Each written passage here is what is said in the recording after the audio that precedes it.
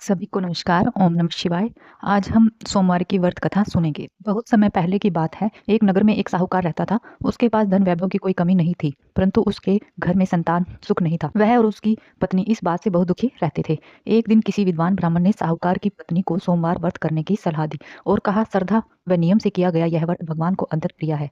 साहूकार की पत्नी ने पूरे विधि विधान से सोमवार व्रत करना शुरू किया। वह प्रातः स्नान करके सफेद वस्त्र धारण करती, शिवलिंग पर जल बेलपत्र धतूरा दूध चढ़ाती, ओम नमः शिवाय मंत्र का जाप करती।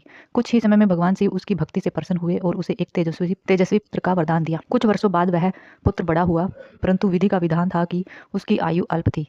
एक दिन उस बालक को उसके मामा पढ़ाई के लिए काशी ले जाने लगे। मार्ग में उन्हें एक नगर में विश्राम किया, जहाँ एक साहूकार की कन्या का विवाह हो रहा था।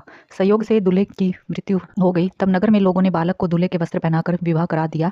विवाह के बाद बालक मृत दूल्हे के स्थान पर बैठा रहा, परंतु उसने विवाह के नियमों का पालन नहीं किया। जब विवाह संपन्न हुआ तब बालक ने कन्या को सच्चाई बता दी और कहा वह उसका पति नहीं है। उसके बाद वे काशी चले गए। उधर बालक की माता ने सोमवार व्रत की शक्ति से भगवान शिव से प्रार्थना की कि उसकी भक्ति से प्रसन्न होकर भगवान शिव ने उस बालक की मृत्यु टाल दी और उसे दीर्घायु का वरदान दिया। जब बालक काशी से लौटकर घर आया तो माता पिता अंतत प्रसन्न हुए। उस दिन से नगर में सभी लोग श्रद्धा से सोमवार व्रत करने लगे।